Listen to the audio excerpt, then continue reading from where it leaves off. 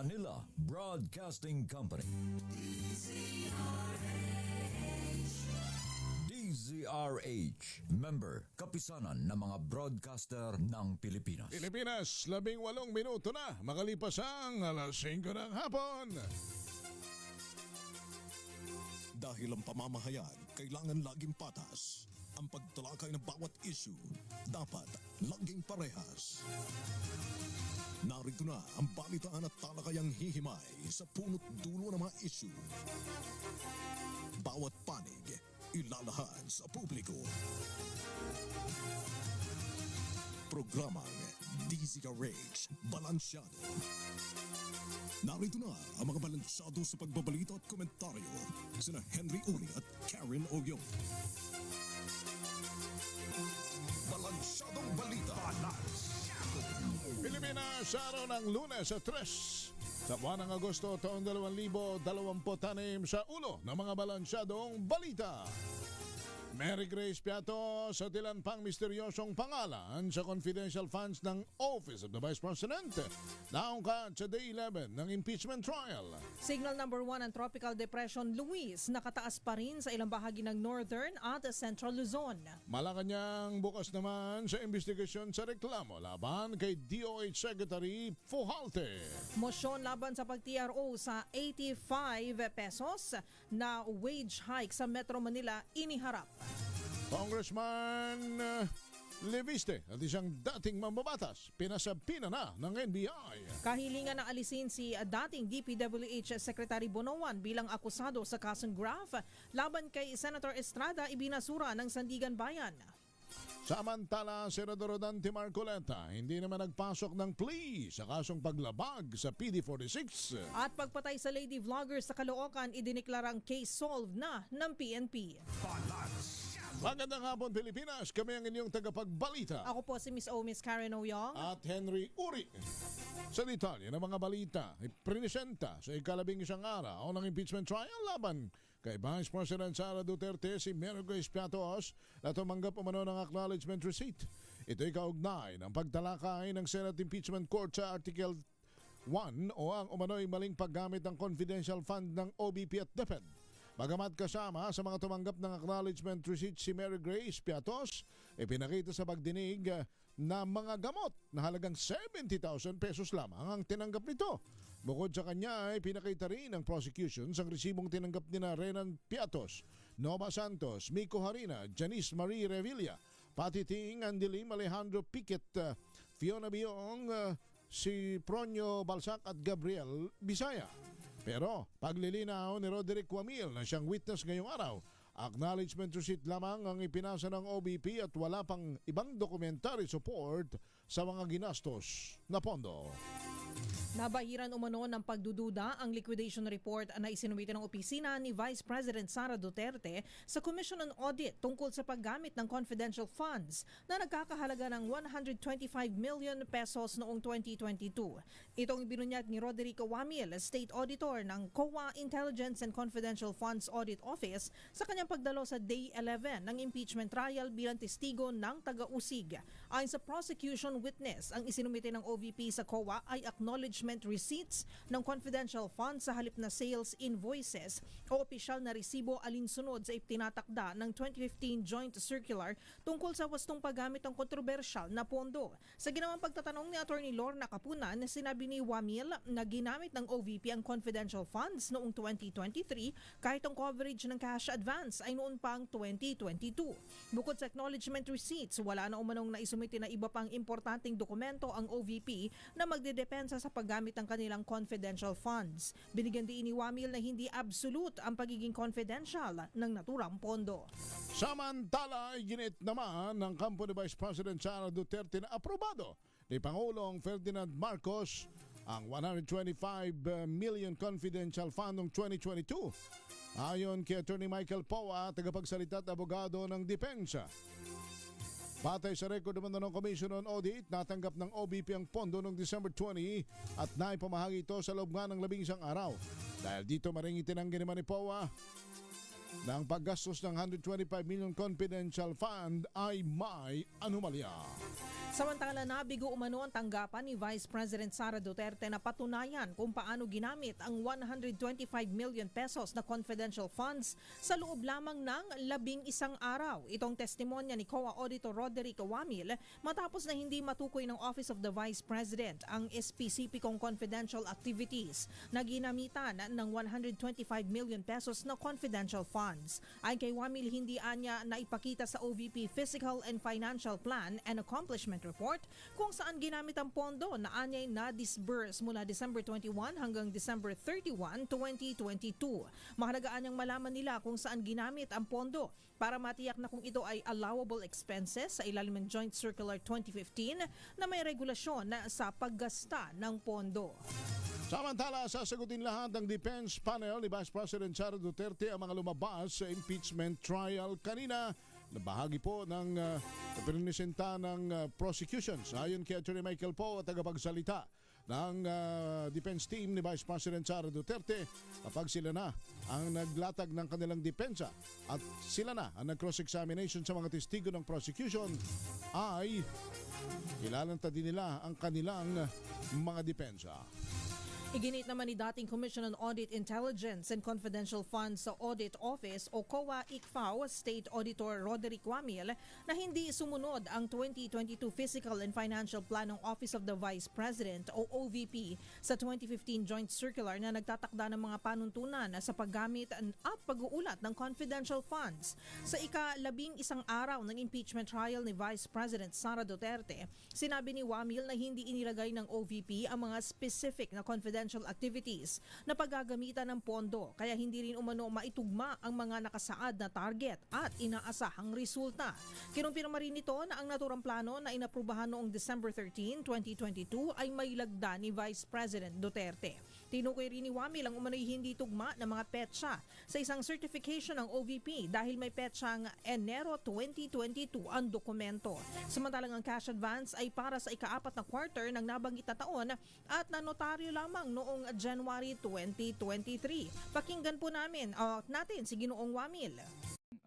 Confidential fund ng fourth quarter of 2022 of the OBP disclosed that una, yung kanilang physical and financial plan ay hindi compliant dun sa requirements ng Joint Circular 2015-01 dahil hindi po in-indicate ng OBP yung kanilang specific confidential activities na paggagabitan nila ng kanilang cash advance. So una, hindi compliant ang physical and financial plan ng Office of the Vice President. Opo. And under the same item din po, yung kanilang accomplishment report ay hindi rin compliant dahil hindi rin po naka-indicate doon yung kanilang specific confidential activities na pinagamitan nila ng kanilang cash advance. Your Honor, for easy reference, Si Wamil ay testigo ng House Prosecution Panel sa Article 1 ng impeachment case na tumatalakay sa umano'y maling paggamit ng 612.5 million pesos na confidential funds ng OVP at Department of Education. 26 na minuto na makalipas ang alas 5 ng hapon. Sa iba pang balita, napanatili ng Tropical Depression Luis ang lakas nito habang kumikilos pahilagang kanluran sa karagatan sa silangan ng Isabela. Ayon sa DOST Pag-asa, huling namataan ang sentro ng bagyo sa katubigang sakop ng palanan sa Isabela. Taglay ng bagyo ang lakas ng hangin 45 km kada oras at bugsong aabot naman sa 60 km kada oras habang kumikilos sa bilis na 15 km per hour. Dahil dito nakataas ang signal number 1 sa central at eastern portion ng Cagayan, buong Isabela, Quirino, silangan at timog na bahagi ng Apayao, silangang bahagi ng Kalinga Mountain Province sa Tipugao, pati na rin sa ilang bahagi ng Aurora. Batay sa forecast ng Weather Bureau, posibleng maglandfall o lumapit ang bagyo sa Northern Luzon ngayong gabi o bukas ng umaga. At inaasahang hihina bilang low pressure area naman sa Miyerkules. Bukas ang Malacanang na imbestigahan ng reklamo ng isang grupo tungkol sa umano'y pagsusugal ni Health Secretary Jose Brix Pujalte. Ayon kay Palace Press Officer Claire Castro, nararapat na malaman ang katotohanan kung may ganitong issue sa kalihim. Dumistansya naman ang palasyo sa panawagang suspindihin si Pujalte habang isinasagawa ang imbestigasyon. Hindi rin direktang sinagot ni Castro kung tiwala pa rin ba si Marcos Jr. sa kalihim kasunod ng kontrobersya. Sa halip sinabi nito na gagawa ng nararapat na na aksyon ang presidente kung may lalabas na matibay na ebidensya sa aligasyon laban sa opisyal. Pakinggan po natin si Yusek Claire Castro. Kung may ganito po mga issue ay dapat lang po talagang lumabas. Kailangan po maimbestigahan at kung ano man po ang kalalabasan nito ay hahayaan po natin ang Pangulo na mag-desisyon patungkol siya. Una nang itinanggi ng kalihim ang akusasyon na tinawag nitong demolition job. Samantala, naghain naman ng urgent motion for intervention sa Pasig RTC Branch 252. Ang 11 grupo ng manggagawa sa ilalim na nagkaisa Labor Coalition at TUCP. Lumoso ba mga grupo sa Pasig City Hall of Justice upang iprotesta ang naudot na 85 pesos wage increase sa Metro Manila. Igihit ni TUCP spokesperson Carlo Oñate, labag sa Labor Code ang nilabas na temporary restraining order ng korte sa dagdag na sweldo. Pakinggan natin si Oñate. Mismong labor code ang nagsabi na walang pwedeng injunction o TRO na i-issue against sa proseso ng ating regional wage board. Kaya malinaw ho yun, no? Kaya nga ngayon hinahanap nga namin nasan si Department of Labor and Employment Secretary Francis Tolentino. Inadmit ng lawyer nila na hindi sila dumaan. Inadmit nila. Hindi sila dumaan, hindi nila... Kasi ang pwede nilang proseso mag-file ng apila sa NWPC, hindi nila ginamit yun. Samantala, panibagong grupo ng mga manggagawa ang nagprotesta sa harap ng tanggapan ng DOLE Central Office sa Intramuros, Maynila kaninang umaga. Ito ay dahil pa rin sa kanilang pagtutol sa pagpigil ng Pasig RTC sa ipinangakong 85 pesos wage increase sa mga minimum wage earners sa Metro Manila. Gate ng grupo, dapat ituloy ang dagdag sahod dahil maliit na araw ito ay pinaasa pa ang mga manggagawa. Pinangunahan ng kilos protesta ng Bayan Manila UHMC kasama ang Manila Workers Unity, Anak Bayan Manila at Gabriela Manila. Sa iba pang mga balita, magpapadala ng SABPINA ang National Bureau of Investigation laban kina Congressman Leandro Leviste ng Batangas at dating Congressman Jing Paras kaugnay ng manoy planong i-frame up si Executive Secretary Ralph Recto. Ayon kay NBI Director Melvin Matibag, permado na ang SABPINA noong Biyernes, ngunit ngayong Lunes lamang ito ipadadala. Nasa ang harap ang dalawa sa NBI sa Webes. Sinisilip na ng National Bureau of Investigation kung may iba pang nabiktima o tinarget na opisyal ng gobyerno ang grupong nasa likod ng nabistong honey trap at sex scandal plot laban kay Executive Secretary Ralph Recto. Ayon kay NBI Director Attorney Melvin Matibag, ang klaro ngayon si Recto ang subject ng umano'y character assassination. Ipadadala na anya ng Bureau ngayong araw ang sabina kina Batangas 1st District Representative Leandro Leviste at dating Congressman Jing Paras na idinadawit sa issue. Sakaling no-show sa Huwebes, ayon kay Matibag, kikilos ang NBI nang naaayon batay sa makakalap nilang mga ebidensya.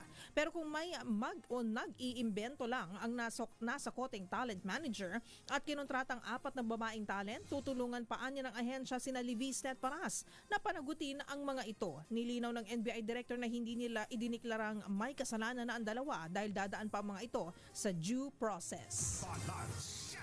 Samantala, tuwanggi namang magpasok ng plea si Senador Rodante Marcoleta mula sa kasong paglabag sa Presidential Decree 46 o ang batas na nagbabawal sa mga public officials na tumanggap ng regalo. Dahil sa desisyon ng First Division ng Sandigan Bayan ang nag-plead ng not guilty sa ngalan ni Marcoleta. Ayon sa kanya mga abogado, hindi nagpasok ng plea ang senador dahil sa kanilang nakapending na petisyon sa Korte Suprema. Ang kaso ay may kinalaman sa pagtanggap umano ni Marcoleta ng 75 million pesos na campaign donation sa kanyang pagkandidato ng 2025 senatorial election. Ipinahayag naman ng prosecution na bukod sa hindi pagdideklara ng naturang halaga, tinanggap ni Marcoleta ang donasyon sa panahon ng siya'y miyembro pa ng Kamara. Malinaw ang nilang paglabag sa PD46. Samantala, ang kanyang kapwa-akusado na si Aristotel Viray ay nag-plead ng not guilty rin sa naturang kaso. Samantala, ibinasura ng Sandigan Bayan 2nd Division ang hiling ng prosecution na alisin sa kasong graft si dating DPWH Secretary Manuel Bonoan dahil sa kawalan ng legal na basehan. Dahil dito, sinabi ng korte na tuloy ang kaso ni Bonoan kasama si Senator Jinggoy Estrada kaugnay ng umano'y 213.7 million pesos na kickback sa flood control project sa Bulacan. Sa kanilang 12-page resolution, iginit ng korte na hindi na pwedeng baguhin ang sakdal dahil na-arraign na si Estrada at mabubura umano ang aligasyon ng sabuatan ng dalawa. Paliwanag ng korte, mahalaga ang papel ni Bonoan na bilang kapwa-akusado sa presentasyon ng mga ebidensya at sa pagtukoy ng kanilang naging partisipasyon sa kaso. Pero nilinaw ng Sandigan Bayan na bukas pa rin ang posibilidad na gawing state witness si Bonoan na sa tamang panahon kung pasok ito sa batas. Samantala, may person of interest na ang National Bureau of Investigation kaugnay sa pagbabanta sa buhay ni Pangulong Ferdinand Marcos Jr. sa social media. Ito ay matapos ang pagbatay sa political blogger na si Mima Alicia. Ayon kay Director Melvin Matibag ng NBI, marami ang online threat sa Pangulo pero na-penetrate na nila mga ito. Tumanggi naman si Matibag na magbigay ng karagdagang pang detalye. Idiniklara ng PNP na case solved na ang nangyaring pagpatay sa lady vlogger na si Mima Alicia Lipata sa Caloocan noong nakalipas na buwan. Ito'y matapos sumuko sa mga otoridad ang di umano'y tumayong middleman sa nabanggit na krimen. Ang suspect ay sumurrender sa Mabalacat City Police Station sa Pampanga bago ipina-turn over sa Criminal Investigation and Detection Group. Ayon kay Northern Police District Director Brigadier General Ben Liner Capile, ang naturang pinaghinalaan ang nakipag-ugnayan sa isa sa gunmen upang ayusin ang transaksyon sa pagpaslang kay Lipata. Sinabi ng opisyal na isa pang umaktong middleman ang tinutugis ng otoridad. Kasamang mag-asawang negosyante na itinuturing na utak sa nabanggit na krimen na ang motibo ay pera. Nauna nang naaresto ang dalawang suspect sa bumaril kay Lipata. Natuklasan mula sa record ng PNP na ang gunmen ay parehong may criminal records na lalong nagpalakas sa hinala na sila ay hired killers. Dahil sa pinakabagong development, idiniklara ni PNP Chief General Jose Melencio Natates Jr. na case solved na ang nabanggit na krimen. Samantala! Oy! Galing! Thank you! Salamat! Kaso partner, parang hindi katanggap-tanggap. Ano ba yan? Oil price increase-decrease ay ba yan? May katiting na tapyas presyo sa produktong petrolyo. Bukas, may unang Martes rollback. ng Agosto. Okay. Ayon kay Secretary Sharon Garin sa isang pulong balitaan, 73 centavos ang rollback sa gas, 60 centavos sa diesel, at 200 pesos and 9 centavos o 2 pesos and 9 centavos sa kerosene. Yan lamang po, and I. Thank you. Ulitin natin, partner.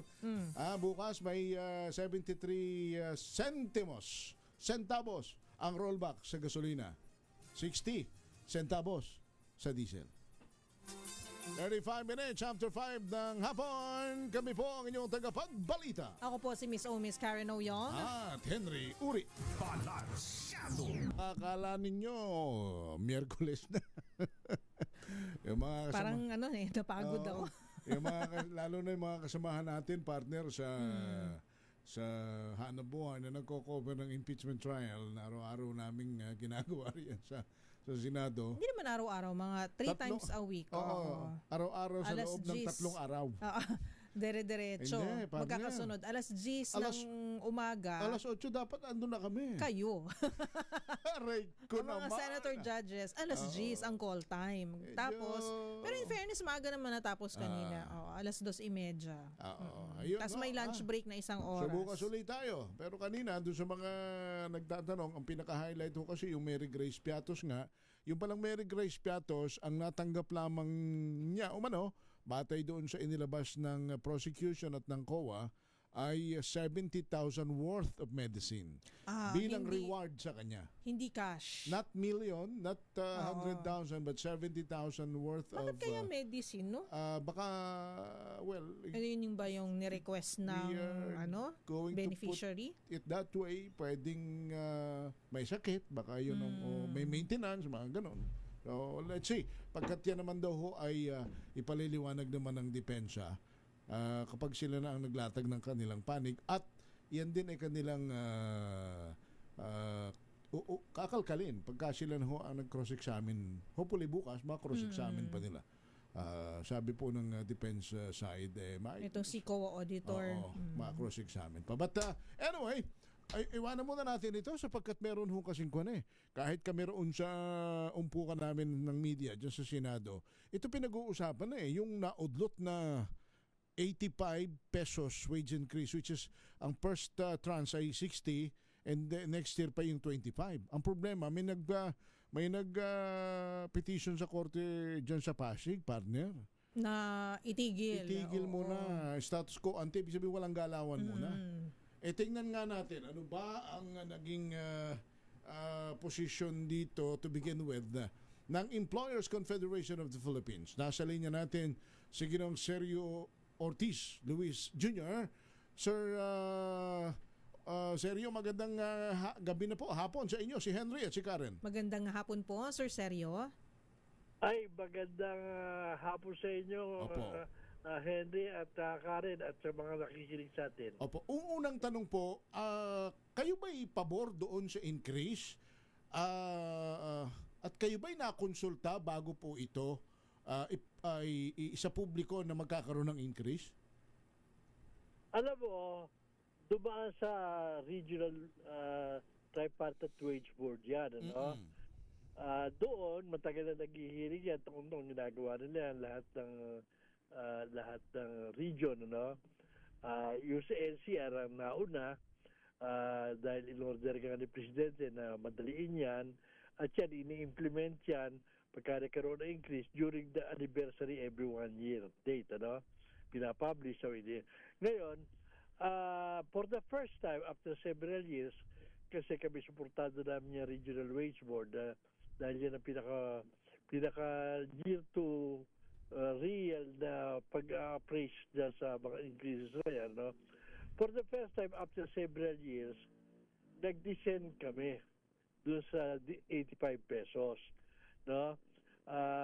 After several hearings namin, kasi ang posisyon na kaya kami nag-descend, pumirma kami sa what we dissenting opinion, ano? Pero natalo kami sa botohan kasi ang constitution ng wage board dalawang representante ng workers, dalawang representante ng ECOP na employers, at isang NEDA, isang DOLE, isang DTI, ano? Okay. Ang unang request ng labor sector dyan, nag-hearing, nag-present sila dokumento 200 pesos a day, no, sa NCR. Ngayon,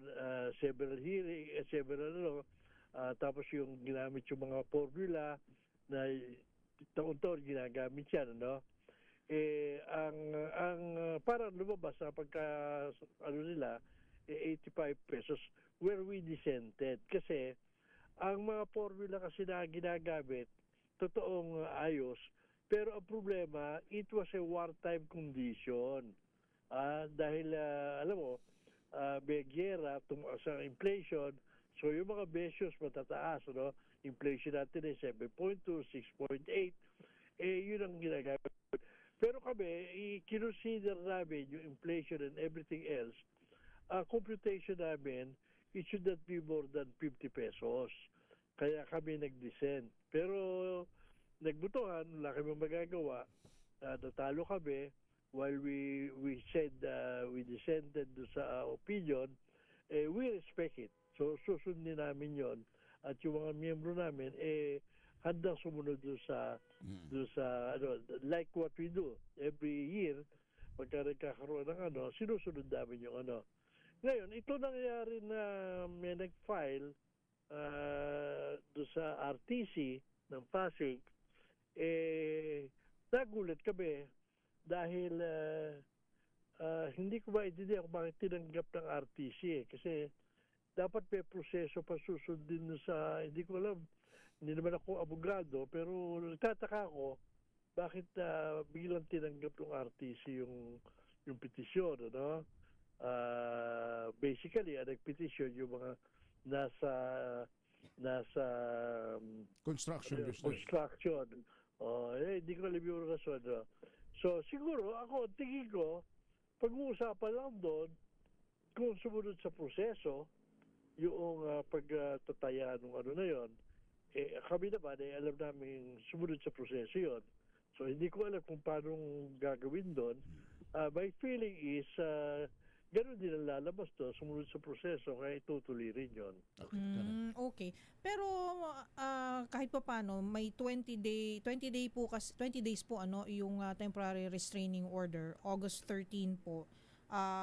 hanggang August 13, kumbaga, Sir Sergio.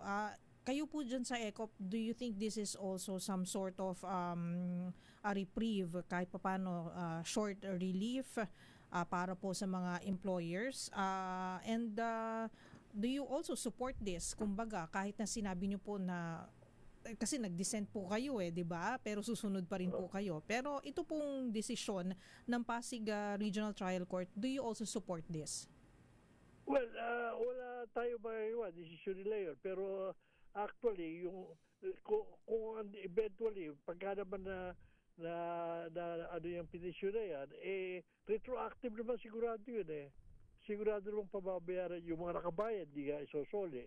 Yung hindi pa, retroactive naman sigurado yun. So, maliit na bagay yun. Yung na-delay ng konti. Apo. Teka muna, Mr. Ortiz, ito ba sa kasaysayan ng increase? Ngayon ba nagkaroon na biglang may nagpetisyon sa isang regional trial court, sa isang branch ng korte? As para sa ino, ngayon lang Nagulat kaya kami. Kasi alam ko, bago pumasok ang korte niya, dapat i-exhaust muna yung lahat ng ano doon sa dole di ba? Nagtaka kami kung bakit napasukan ng korte. Pero so I really don't know. So ibig sabihin, kung nga ngayon may nagpetisyon, nga ngayon din may korteng nag-decide outright na status quo ante muna ito.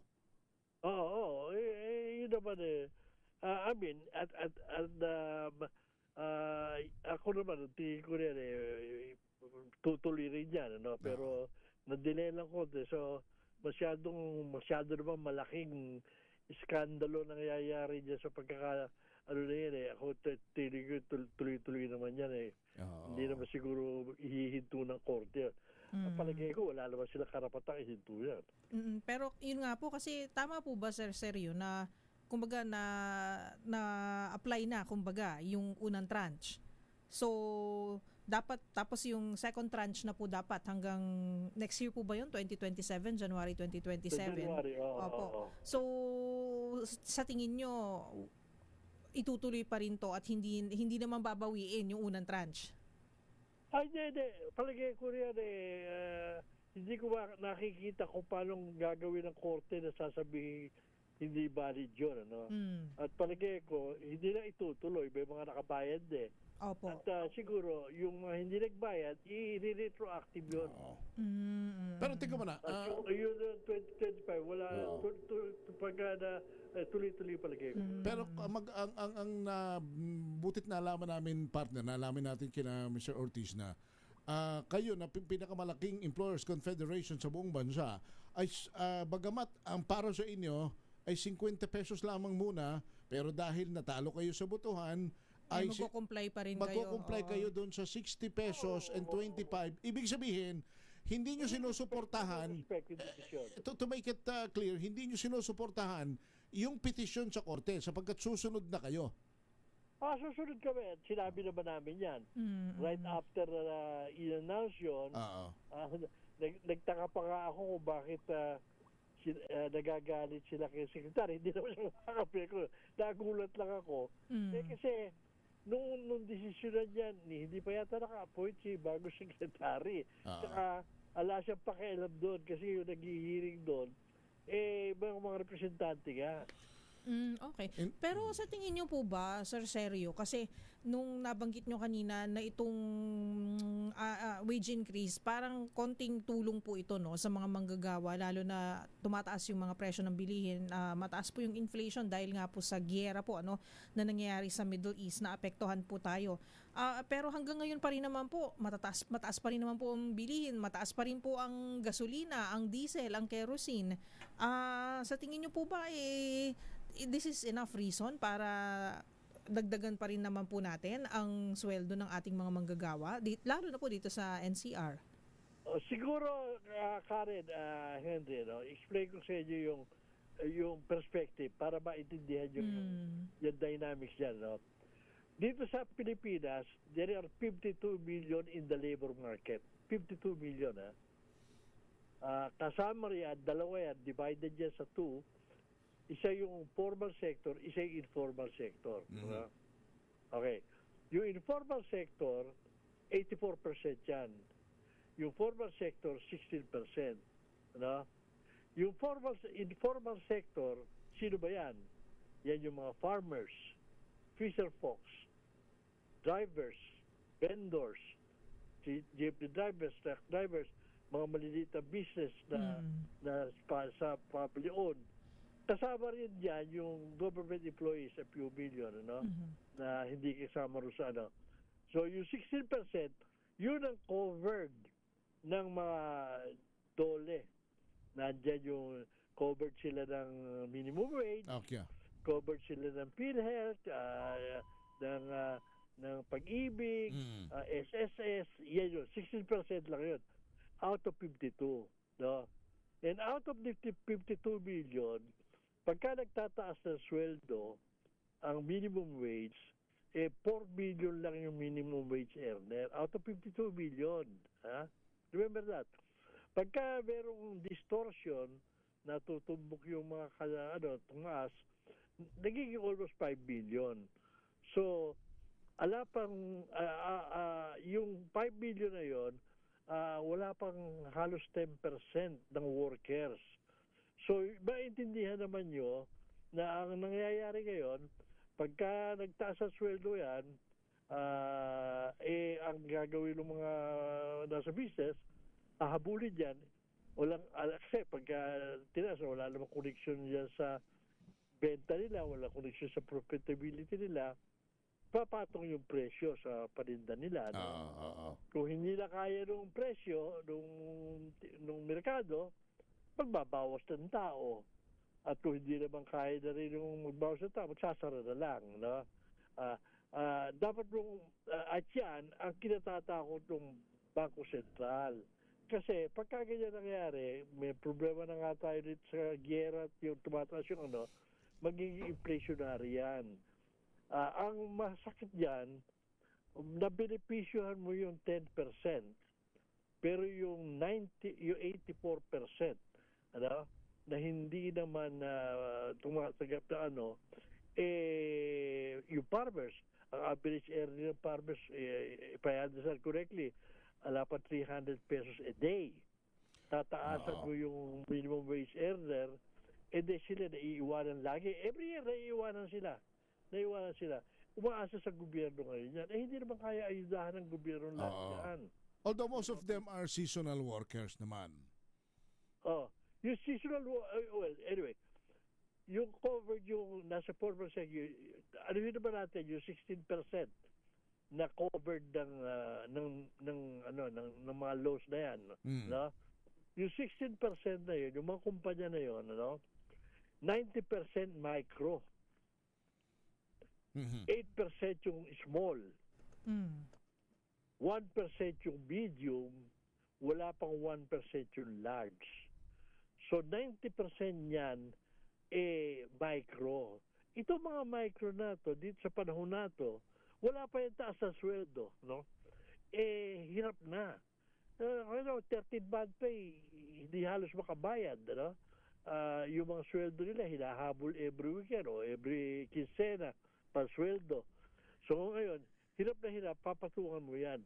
Hindi namin iniintindi masyado yung medium at large, saka yung iba rin sa small, no? Pero, ang tinatamaan yan talaga, hindi kaya saluhin yan, yung micro, saka yung marami sa small. Yun ang problema. Kaya madali sabihin na kawawa naman ang dyan, taasan natin. Minority lang yun. Yung marami ang hindi nasa taasan. Okay. At I think, there's a sigh of relief, ika nga sa aming mga manggagawa, na mabalitaan namin sa inyo na kayo, at least kayo, ay sumusuporta po rito. In other words, hindi kayo magiging kalaban ng mga empleyado para hindi matuloy itong increase na ito in whatever.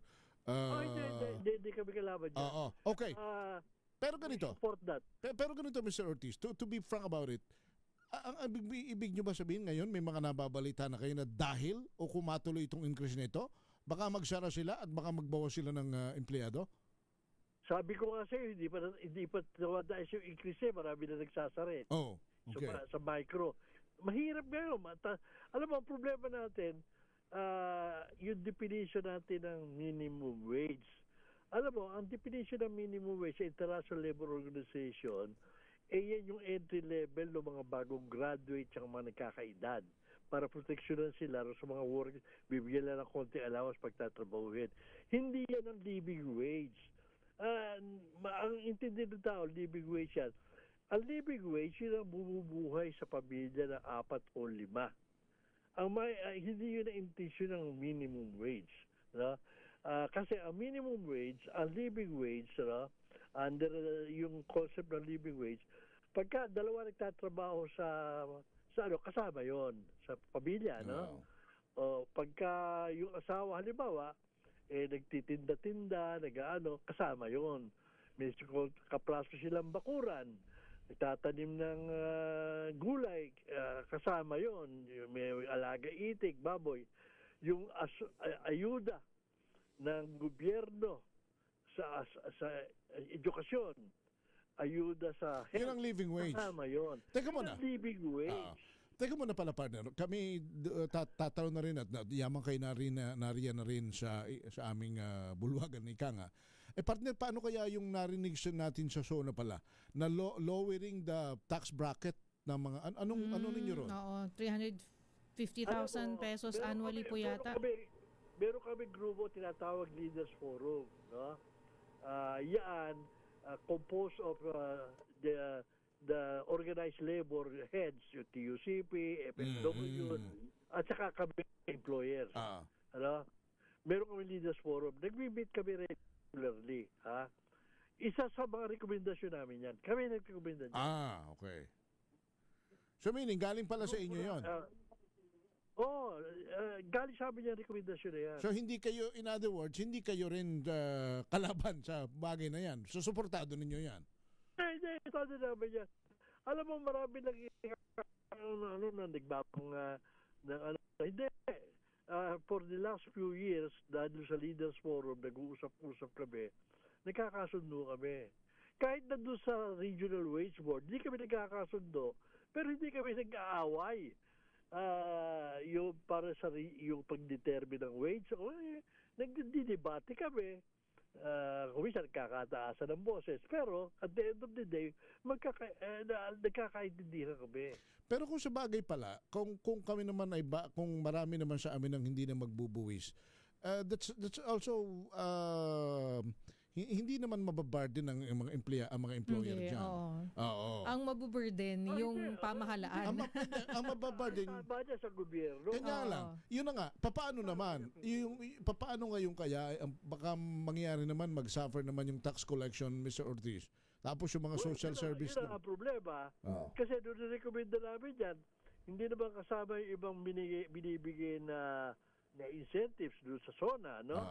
Yan separate na inano namin yan dahil kinumpute namin yan yung kumikita ng 350,000 a year, ano? Magkano na yun, man? Tataksan mo pa. Anyway, so last question siguro, partner, from my end, if we have also a question. Kumusta na ang investment climate ng bansa? Medyo basama pa rin.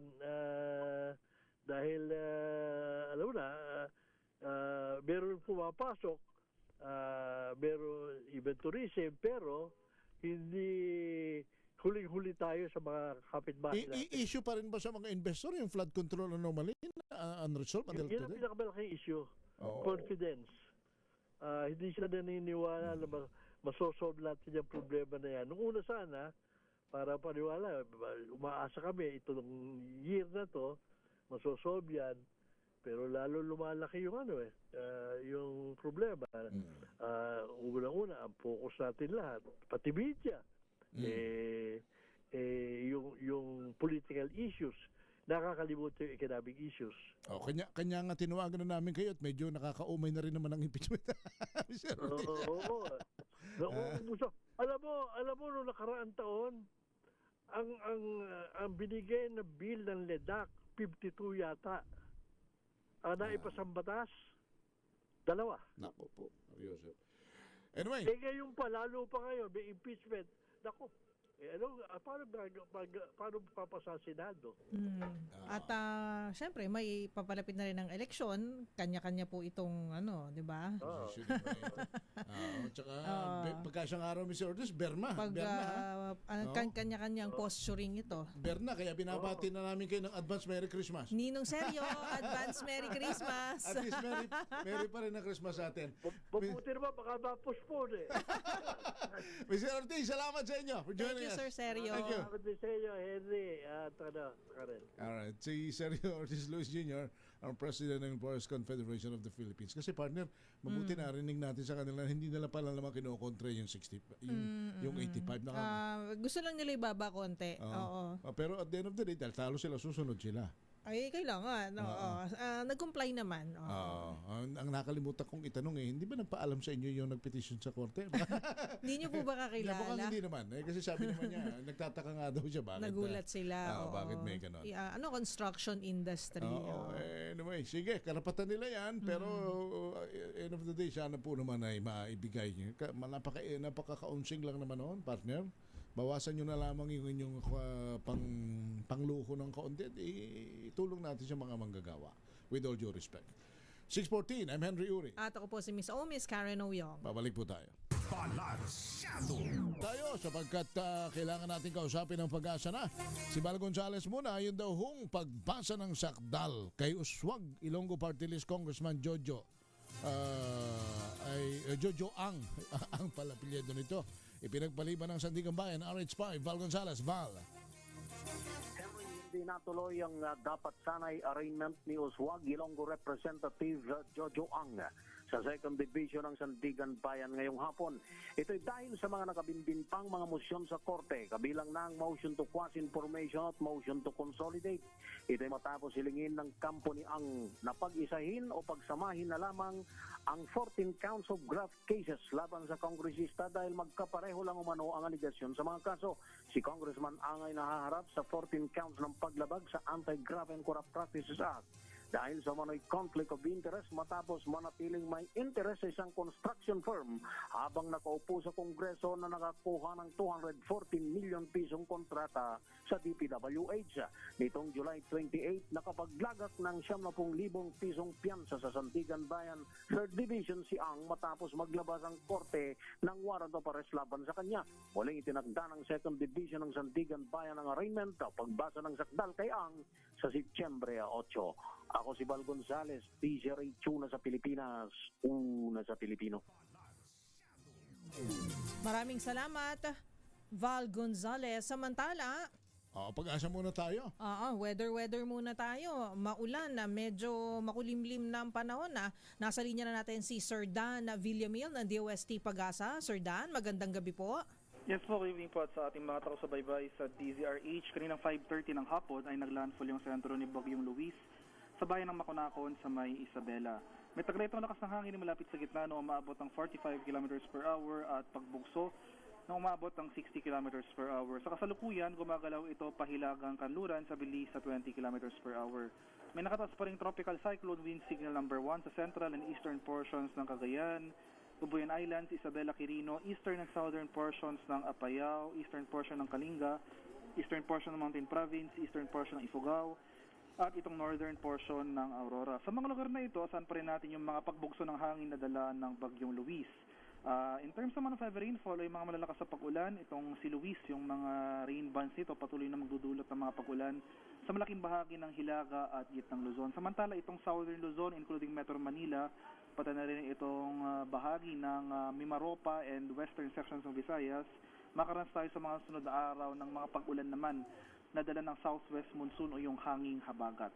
Kaya maghanda pa rin po tayo at maging alerto sa mga banta ng pagbaha at pagguho ng lupa, lalong-lalo na kung tuloy-tuloy yung mga pag-ulan na ating mararanasan. Sa kalagayan ng ating karagatan, walang gale warning na nakataas, pero iba yung pag-iingat pa rin sa ating mga kababayan na maglalayag sa eastern seaboards ng ating bansa dahil makaranas tayo dyan ng katamtaman hanggang sa maalong karagatan. Thank you, Sir Dan. Yes po, Sir Henry. Salamat po, Sir Dan Villamil ng Pag-asa. Thank you, Sir Dan. Thank you po, Henry. Salamat si Dan Villamil ng Pag-asa. Samantala si Edwin Duque muna tayo. Kauna-una ang drug suspect na inaresto ng PDEA hahatulan ng Anti-Money Laundering Act sa Korte. RH23, Edwin Duque. Edwin. Henry. Go ahead. Bay, nakabit kayo ng PDEA. Kasunod ng mga desisyong inilabas ng Regional Trial Court sa 6 sa Cebu City, ay nahatulan na ng pagkakasala itong siya Baridi Sarol Barbecho. Sa tala ng PDEA sa Quezon City, ito ang kauna-unang hatol sa isang lokal na isinampang kaso ng money laundering Regional 6 na nag-ugat sa mga operasyon ng PDEA laban sa illegal na droga. Sa tala ng PDEA sa Quezon City, napatunayan ng kasala ang akusado na walang duda beyond reasonable doubt sa paglalabag sa Section 4 at B na Republic Act 10365 o ang Anti-Money Laundering 2000 Act o Act 2001. Mahalaga umanong matagumpay ang kampanya ng ahensya laban sa illegal na droga at sa mga financial network na sumusuporta sa mga ito. Inatulan ng korte akusado ng isang taong pagkakakulong at inutusang magbayad ng kalahating milyong piso para sa bawat kaso isinampa. Ang kasuan niya ay nagugat sa mga reklamo ng money laundering na sinampa noong pang Pebrero 2023 ng PDEA Regional 7 matapos ang isang financial na investigasyon na nagresulta ng operasyon sa ahensya laban kay Barbecho kaugnay ng illegal na droga.